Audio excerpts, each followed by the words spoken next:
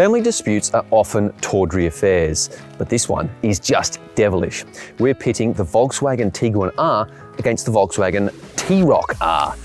But these fiery siblings are unique to Australia. Can't get them in Europe, can't get them in the USA. They're called the Grid Edition, and they're special because they're $6,000 cheaper than the regular models, which is unique in today's market where everything is getting more expensive. And the interesting thing is they still have just as much power. They should be a lot of fun to drive. Question is, which of these brothers is going to win the family fight?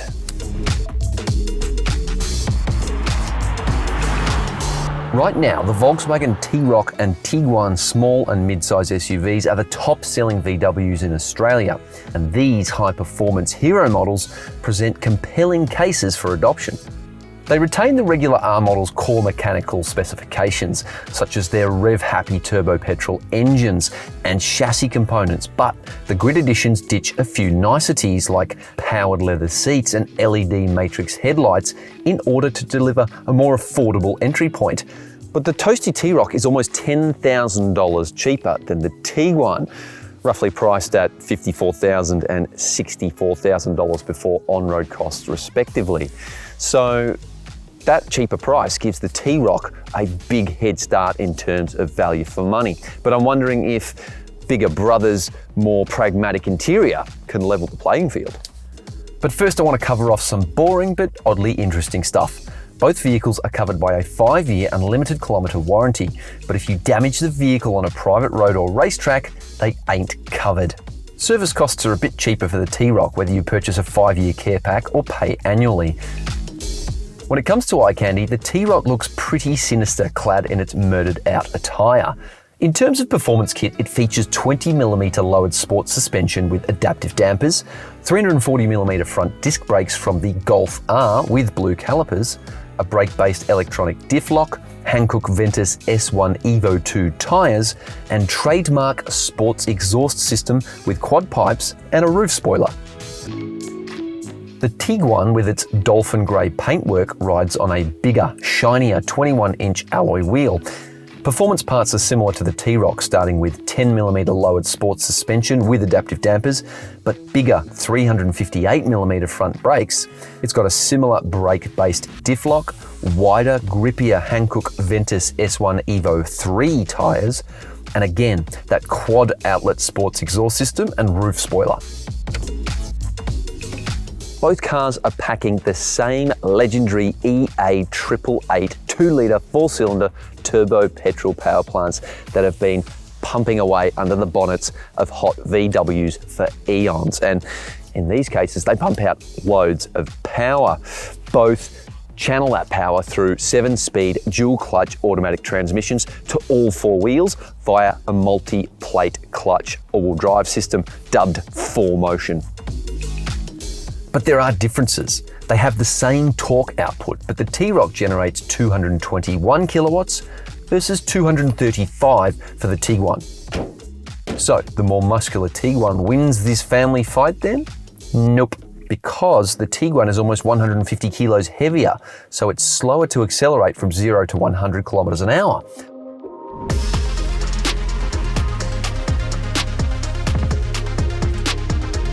Starting with the T-Roc R, and the cabin is pretty cool. I quite like it. There's loads of blue highlights everywhere, so you know it's a little bit special. Plenty of digital screen eye candy, and all the important bits, the steering wheel, the alloy pedals, and these seats are suitably sporty. Despite the cost cutting in the interior, no leather, heating or power adjustment for the seats, and some pretty cheap plastics dotted around the place, the seats are snug and form-fitting. The heated leather flat bottom steering wheel is absolutely fantastic. It feels great. You've got these perforated sections here, blue stitching, little bit of blue accents, the R logo, and there's even the race button here. Hit that bad boy and it's full attack mode. But one thing that is a bit annoying, I'll start the engine and show you. When you're turning, these touch sensitive buttons often get swiped and you can end up accidentally pushing them, and it brings things up on the screen and all sorts of things pop up, and it's a bit discombobulating. Cabin storage is so-so. You've got a tiny central bin here, and the cup holders have no spring loading or device to hold your cup in there, but you do get a secret drawer under here. There's a wireless phone charger plus twin USB-C ports and 12-volt socket as well. The 10.25-inch digital driver's display offers plenty of customization and an excellent integrated mapping function, along with all the usual trip computer and driver assistance features. Then there's a 9.2-inch Discover Pro central touchscreen, which looks slick, but it takes a bit of getting used to. It's got plenty of depth and loads of features, but is harder work than it should be. Most owners will probably use Apple CarPlay or Android Auto anyway, and it's good to see that both can be used wired or wirelessly. Although I did have a bit of trouble getting this one to work wirelessly initially, but hey, it works now. Other quibbles, no head-up display, and the volume control of these touch-sensitive buttons, which are not that sensitive. A dial would have been great, but hey, that's just me. The reversing camera is a little bit grainy and only has the one angle. You also get front and rear parking sensors, which is a good thing. Plus, there's a self-parking system that'll do the job for you. Not my thing, but hey, each to their own.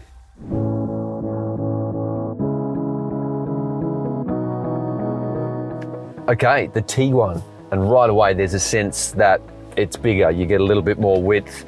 It is taller, but the seat, I've got it set to the lower setting and I still feel a little bit perched up, more so than the T-Roc. But look, you get the same sporty steering wheel, the same alloy pedals, similar sport seats, although these ones actually look a little bit nicer with the integrated headrests. However, in terms of overall ambience, I like the T-Roc better. It's fancier and more modern, with all that gloss black stuff around the dash. This has just got dull grey plastics and just feels a bit average, really. Cushion comfort and side bolster support are virtually the same as in the T-Roc. The only difference being the Tiguan seats are marginally wider, so they'll be better suited for bigger bodies, and they're also heated. The steering wheel is identical to that in the T-Roc, which has the same pros and cons. It is beautifully finished and lovely to touch, lovely to look at. It's got those same paddle shifters, just great, but then the touch-sensitive buttons, you just, every time you turn the wheel, something pops up and things are flashing. And this has caused so much stress with owners that Volkswagen has agreed to get rid of them for the next generation. In terms of storage, you get a lot more in this. The central bin is marginally bigger. I like that there's a closing lid on the spring-loaded cup holders. Thank you very much. Not gonna spill my coffee. You also get the secret stash drawer, good to see, plus the twin USB-C ports, 12-volt socket, but there's no wireless phone charger, which is very disappointing. When it comes to digital real estate, the two are almost mirror imaged, starting with the same 10.25-inch Digital Cockpit Pro, featuring the same crisp graphics, adjustability, and mapping functions. The infotainment system is pretty much identical to that in the T-Roc, so it's generally pretty good, but it has its quirks. But like that, you also have the gesture control, which it's a bit of a gimmick, but most people are going to use Apple CarPlay and Android Auto, again, wired or wireless, most of the time. Yeah, the volume controls, not a fan. I kind of feel like if it was like the temperature controls down here, I mean, look at that. It's just so straightforward and easy to use. Would have been nice. The reversing camera image is just as grainy as its little brothers, but it has way more options. Like the T-Roc, you get front and rear parking sensors, and it's got the auto parking system as well that does reverse and parallel parking for you if you don't want to do it. But you get extra cameras in the Tiguan on the sides and front, so you've got these extra angles, and there's also a very interesting 3D mode, which kind of looks like it's from 1982, but it's better than a poke in the eye. It's tricky to pick which vehicle has the better cockpit because they're so closely matched, but overall the T-Roc edges ahead because of the wireless charger and the better seating position, but they both have generous equipment levels. In terms of safety, the Tiguan pulls things a lot closer with 7 airbags versus the T-Roc 6 and more advanced autonomous steering via adaptive lane guidance. A global shortage of semiconductors means all T-Roc models, including this one, lose blind spot assist and rear traffic alert, and the same goes for the Tiguan, but only the Grid Edition. Backseat room in the T-Roc isn't too bad. I mean, headroom's not amazing, but legroom is pretty good. And let's not forget, this is a small SUV. And I really like the modestly contoured seats. You sort of snug into them rather than sitting on a flat bench. And this headrest, it's super soft. Loving it, good comfort. Amenity too is surprisingly good. Grab handles, LED reading lights, you've got air vents, twin USB-C ports, a fold-out armrest with twin cup holders. You've got twin ISOFIX child seat anchorages, 3 top tether child seat anchorages, but I will say the quality of materials back here, the plastics feel really cheap. It's pretty average. Okay, the backseat of the Tiguan, loads more legroom. This is quite spacious, and that's not surprising. This car is 4.5 meters long, roughly, compared to 4.2 meters in the T-Roc. It's a bigger vehicle. Headroom is actually not that much different, and the contouring of the seats not as good as the T-Roc. I think you're going to slide around a little bit more during high G maneuvers, but there is this sliding seat, so you can slap the driver, tell him to slow down, or give the boot a bit more space. Another cool thing, it just feels a bit more premium back here. You've got some nice suede finish on the doors. The plastics are much higher quality, and amenity is better and worse. You get the same sort of things like the grab handles, the LED reading lights, the fold-out armrest with cup holders. But down here, you've got one USB port and a 12-volt socket, but you can adjust the temperature. It's got a 3rd climate zone in the back, which is pretty cool, with the air vents, and as per the other vehicle, 2 times ISOFIX and 3 times top tether child seat anchorages. Cost cutting 101 right here, no powered tailgates in either vehicle. And if you look at the size here, no great surprise, the T-Roc has much less cargo space than the Tiguan. It's also got less flexibility. You don't get any of the little secret storage cubbies, but if you want a spare tyre, you get a space saver spare in the T-Roc. In the Tiguan, you get nothing except for an inflator kit. Both boots have bag hooks, lights, tie-down anchorages, and split folding rear seats. Well, I'm personally leaning towards the T-Roc at the moment, so let's see how he boogies. Cue the driving music.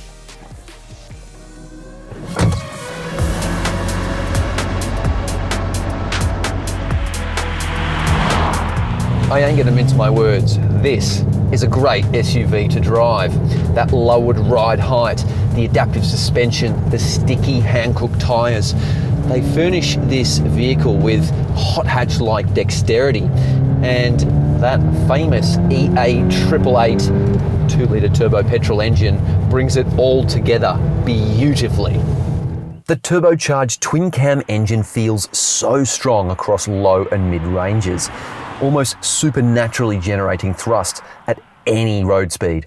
The upshot is that you don't have to rev the bejesus out of it to extract optimum performance, in turn making it deceptively rapid in pretty much any scenario, whether in a straight line or punching out of corners.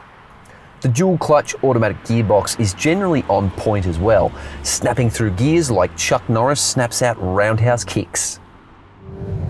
I kind of love the fact there's no sports mode, so you've got comfort, normal, or race. All or nothing, baby. And sure, it does deliver pretty spine-jarring stiffness, but that really firm platform that it creates, it really engenders heaps of grip. You get a really nice connection with the road.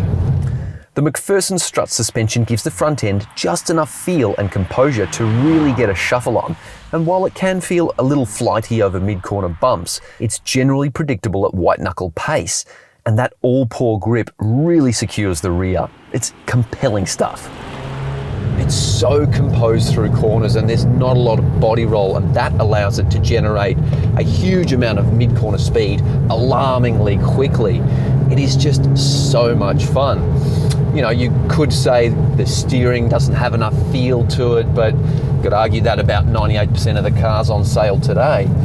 And ultimately, it's got this confident attitude, really strong brakes that make it so quick point to point. Ride quality is more than acceptable when set to comfort mode, but there's still a trace of firmness there. The suspension unable to absorb short, sharp, low amplitude bumps with any delicacy. While there is a bit of tyre raw on coarse chipped surfaces, by and large, refinement levels are relatively upmarket. There's not too much engine noise, there's not too much wind noise, and overall it's a very good cruiser. And given this is probably going to spend the majority of its life on freeways, stuck in traffic and in the burbs, you know, in these scenarios, the T-Roc is hard to fault.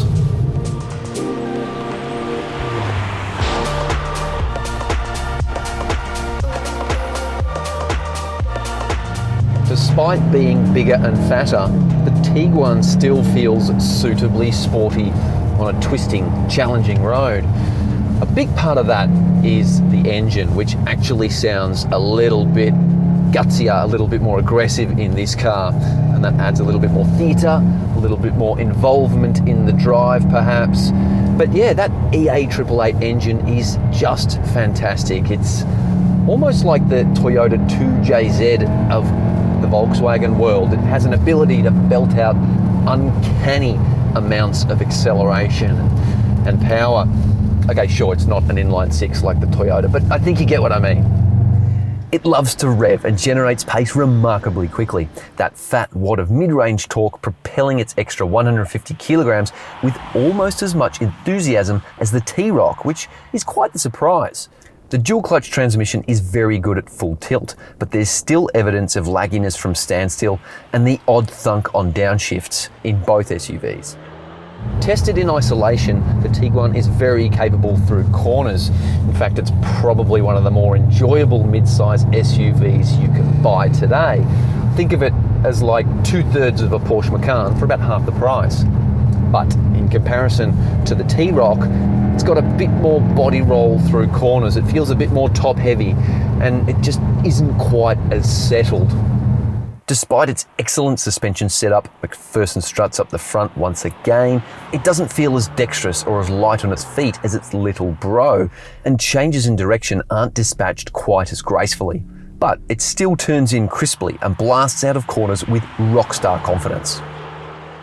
That's because grip levels are awesome. It's shod with Hankook Ventus S1 Evo 3 tyres versus the T-Roc's Evo 2s. And because they're a little bit wider as well, you get a superior contact patch with the road. Ride quality is relatively supple in comfort mode, but I did notice the suspension banging very loudly over deeper potholes on rain-decayed roads. While the T-Roc is more agile and definitely more rewarding to drive at the limit, both cars are exceedingly polished, and they manage to combine that everyday drivability with really high levels of performance effortlessly. It's something that Volkswagen does really well. It started with the Golf GTI, they do it with the Golf R and a few other models, and they've done it with these. On paper, the T-Roc is more efficient, but in practice, the fuel consumption numbers were much closer. I really like these hot German SUVs. They're entertaining, especially when driven hard, and are small enough to tackle tighter, narrower roads that would make you feel scared in bigger, stompier Euro scorchers. But they still feel urbane and sophisticated around town as well. Something else I find hugely appealing is family infighting. The spiteful insults, the drama, the years of repressed resentment unexpectedly exploding. But that's what makes this battle so annoying. These two siblings are just too well-mannered. They're too polite. They're never gonna fight. But we have to come up with a winner, right?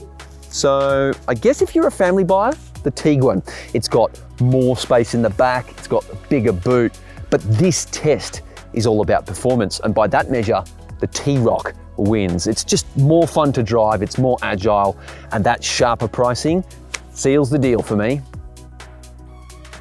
Do you agree? Let us know what you think in the comments below, and don't forget to like the video and feel free to subscribe as well. Thanks for watching.